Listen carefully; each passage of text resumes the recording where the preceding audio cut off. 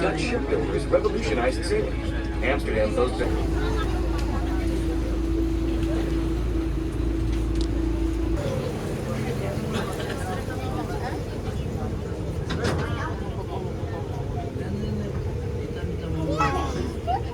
inside and out with all kinds of nautical symbols. Luxury hotel.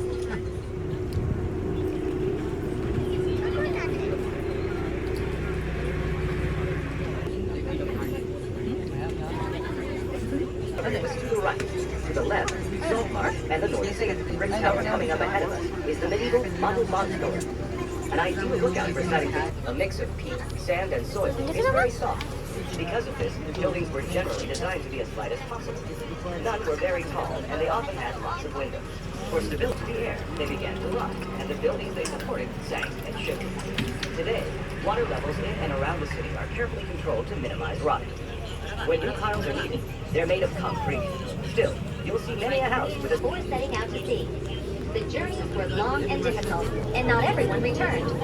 Legend has it that the women who loved them... The Black Building was once the lockmaster's house. It's now a pub and cafe full of 17th century charms, stone floors, wooden benches, and exposed spaces. Its outdoor patio is a great place for watching boats on the canal.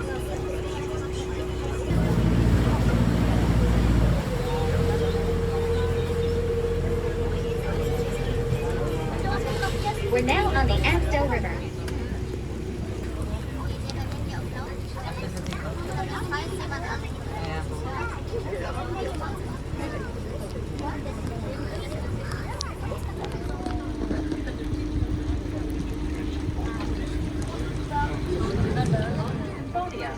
And the world-renowned Dutch National Ballet.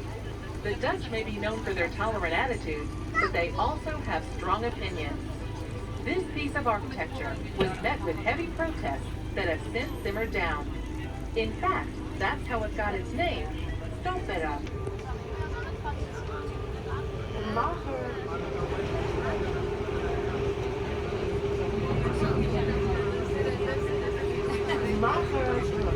Otherwise referred to as the famous Skinny Bridge, stretches all the way across the Amstel River.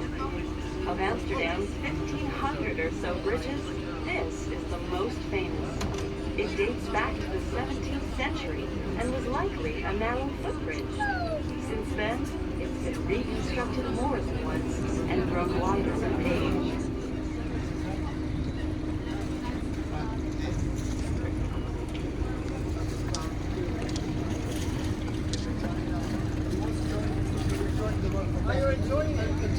Different types of cables, and over the decades, they've gone in and out of fashion. See if you can spot them all. The oldest type is the spout cable. This basic triangular shape is seen only on warehouses. The 17th century step cable looks just as you'd expect, a series of steps.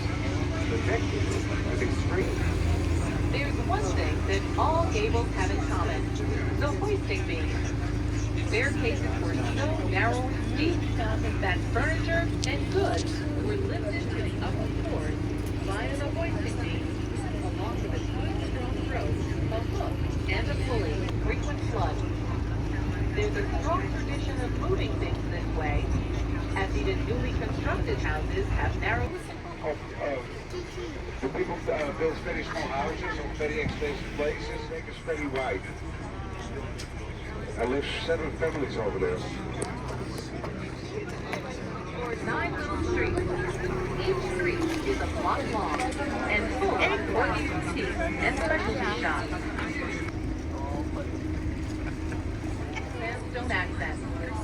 This is the Bartolomé House, designed by Hendrik de Keyser, Amsterdam's most famous architect, named Willem van de Hooghof.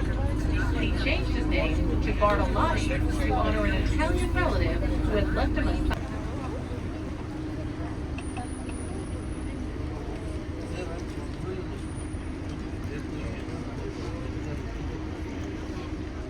The Keizersgracht was solidly middle class, while the Prinsengracht had a more industrial atmosphere. Of the 3 canals, the Prinsengracht was the only one that connected directly to the harbor, and its low sides were designed for loading and unloading cargo.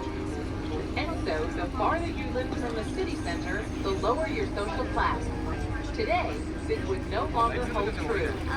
All of the city center is expensive.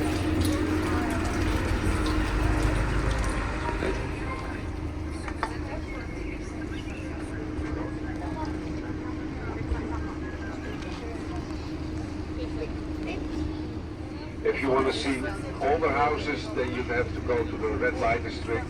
There they built the city at 740 years.